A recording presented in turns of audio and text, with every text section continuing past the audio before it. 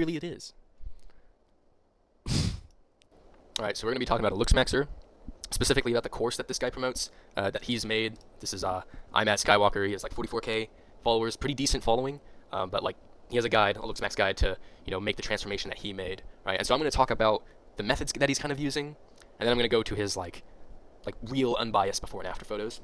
At the beginning of this, he's talking about some like pretty realistic soft tissue, superficial soft tissue manipulation, some like soft maxes that totally work, like castor oil and topical and or oral minoxidil for the eyebrows. Now castor oil isn't actually going to thicken the eyebrows; it just gives the appearance of that, but the minoxidil totally will. And he talks about the eyes a bit, but after he gets off the topic of the soft tissue aspect of the eyes, he starts talking about the hard tissue, the underlying bone, the basal bone, the orbitals, which is he starts talking about how you can change that, which you really can't, not without surgery. But we're going to look at what he's doing, which is zygo pushing. He is literally putting his thumbs in his mouth, right, around this area, right? So he goes like behind his upper lip, puts his thumb right here and the other one right here, and he's pulling upwards and outwards to rotate your zygomatic bone over time. Yeah, so you have to do it for at least 5, what I'm assuming is minutes, until failure every day. But ideally, you have to do it for 3, I assume, sets, morning, middle of the day, night. So this isn't how bones work. As many of you know, your sutures in your face, whether it's the paramaxillary or the median palatine suture or any of the other adjacent sutures in your craniofacial complex, they are fused and interdigitated very heartily by your early 20s, late teens. You're not going to change your face, your maxilla, your zygos, your cranium, your orbitals, nothing. You're not going to change that with your thumbs. Imagine what the implications would be for the conditions that allow bone change to begin with if this was possible. You would lay down at night, and if you have a propensity to sleep on one side of your body, that side of your cranium, jaw, zygo, maxilla, mandible would be violently fucking warped to the side in which gravity was pulling. That doesn't happen. Okay? That doesn't even happen with kids, let alone adults, let alone people who are trying this at home, who are putting their thumbs in their mouths and pulling real hard, right? Okay, like nothing's gonna happen. Like literally nothing's gonna happen.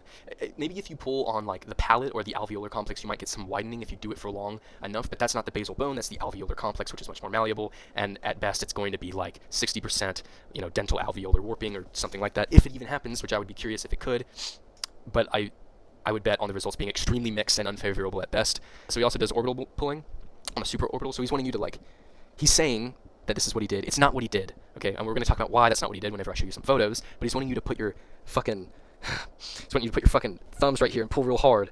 Oh man, there are people who are, look, if this actually worked, headbangers at fucking raves would have a fucking dog face from all the centrifugal force of headbanging, right? Oh, fuck, dude, they're doing like 20 sets of fucking 50 for like 6 hours a day, like every day, every other weekend. Like it's so clearly bullshit, man. I don't even know what to say. Okay, so you got orbital pulling. What is this? It's mid-face guide. Oh, this should be fucking great. All right. So we gotta sit in the hunker position again, right? You gotta take a hunter-gatherer shit. Get on your fucking knees. Locate the end of your gum. So this is just average fucking thumb pulling. Unironically, you'll get more results doing this than this. But don't do this either. That's also retarded. Don't do either of these. No, this doesn't make sense. This does nothing, okay? Again, if this does something, then mewing blows it out of the water, right? In the hypothetical reality in which this is really making changes to the bone over time, over 6 months and a year is what these guys are saying, right? When really, bony changes that would happen from any sort of contact here in the alveolar complex are going to be they're going to be because of much more consistent forces like the tongue over large amounts of time, right? Much slower than orthodontics, okay? Because Invisalign and braces are moving your teeth and your dentition with a lot more force and violence than your tongue ever would, but your tongue still does, so over time you're still going to get some remodeling of the alveolar complex, not of the basal bone. This isn't going to work. This is, and the fact that it would hypothetically work is so antithetical to any sort of orthopedic science, right? These are abrupt, non-continuous, non-consistent forces over time. That is the exact thing that doesn't change the bone, right? Doing push-ups isn't going to add fucking, I don't know, 4 or 3 millimeters of fucking, bone mass on my fucking, whatever the bones behind these are called, right? It's not going to do it. So he starts talking about the cranium. The skull, right? Mind you, the skull. Remember my one-side sleeping analogy. If this is possible, if you can take your fucking thumbs and manipulate the rotational axis of your cranium, or what other fucking axis, mind you, then sleeping on one side, having a side that you favor to sleep on, even if it's only 60% of the time, if it's not dead on 50% of the time, left to right, or however you're sleeping, if it's not perfect, your head's gonna fucking melt, you're gonna become mentally retarded, you're fucked, right? You will die, all other humans will die. That doesn't happen, okay? At least five minutes, 5 times a day. This is written like shit too.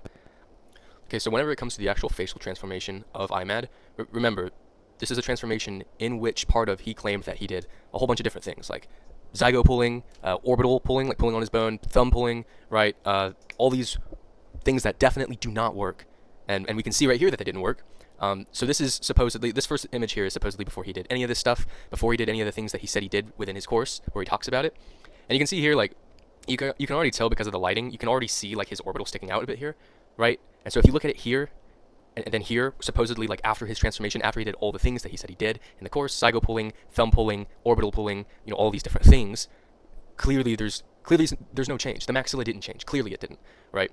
Another thing, it's important to remember that the nose and the shape of the nose is entirely consequential of the maxilla, which is why if people undergo MMA surgery, maxillary mandibular advancement surgeries, their nose changes, right? They usually subtly change, even outside the context of like a rhinoplasty or a septoplasty done in unison with one. And the nose is identical, right? The face looks narrower here because the camera is much closer. This is a much wider shot away. And this was an image of him like a few days ago on his TikTok, right? And this image and this image are probably similar focal lengths. And you can see like, there's just not any change, man. There just isn't. Now, what did change, he clearly got some whitening and some Invisalign done. He had some orthodontics, he had some Invisalign. I can see that his bottom interiors here are crooked, have some crowding, and here they're different. His upper anteriors right here have some crowding, and here they're different. They're less crowded, they're more straight, they're white. So he did have orthodontics. That's an important detail. We're gonna have to keep that in mind. Now, so we can safely say that there was no maxillary movement, clearly, from these photos, right?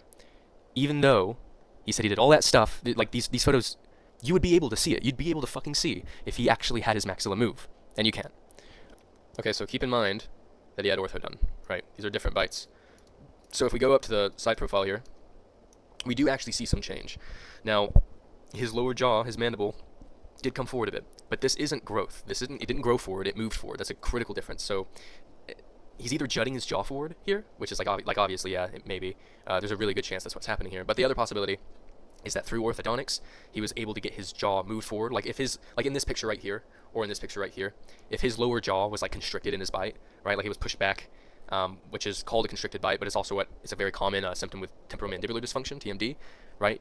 You can have posteriorly displaced condyles / mandible, and your entire shit's fucked. Like you just need to get it forward a bit, and you can just do that with ortho a lot of the time, depending on the severity of the case. But that's the other possibility, is just with ortho, these teeth were straightened out. These back ones here were probably moved forward so that he could keep that class 1, moving his jaw forward along that axis as well. Now this would only be like a couple few millimeters at most, the mandibular movement forward. Also another thing is his jaw is stronger right here, right, on this angle, and you can also see that it's just stronger here as well as lower body fat, of course.